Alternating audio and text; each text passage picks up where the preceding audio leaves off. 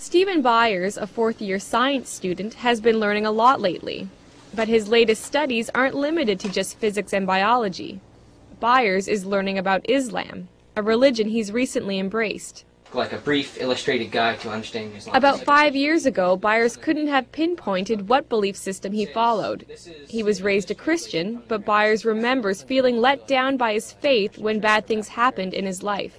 I would always question, like, why would God do that to me, or my family or my friends, it just didn't make sense to me. And then I got pretty angry. That was like the only time in my life where I was really angry about a lot of stuff. Now Byers is feeling more settled.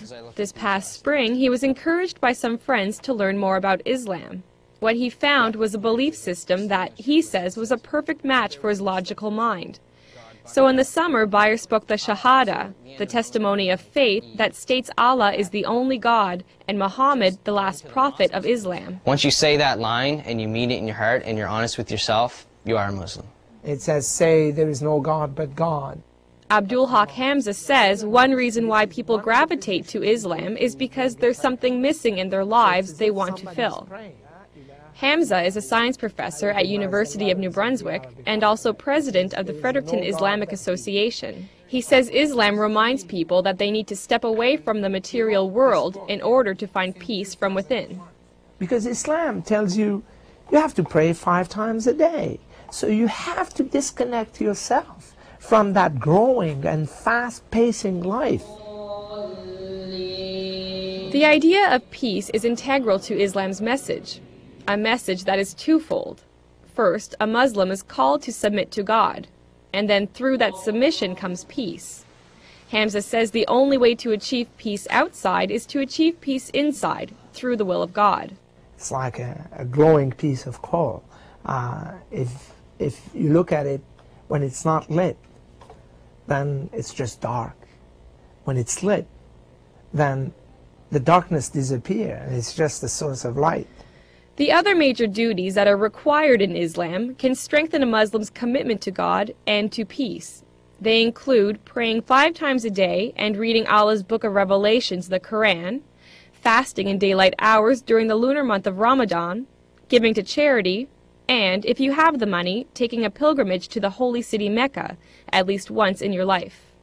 Byers hasn't been to Mecca yet, but he did take part in the fast of Ramadan for the first time.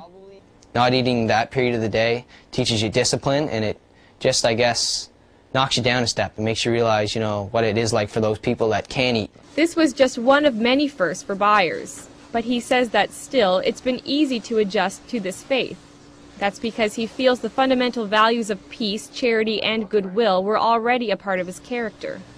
So just coming into it, I guess, would be just changing from the way I was to knowing that's how I was. Maybe it was more of a coming to understand the way I am.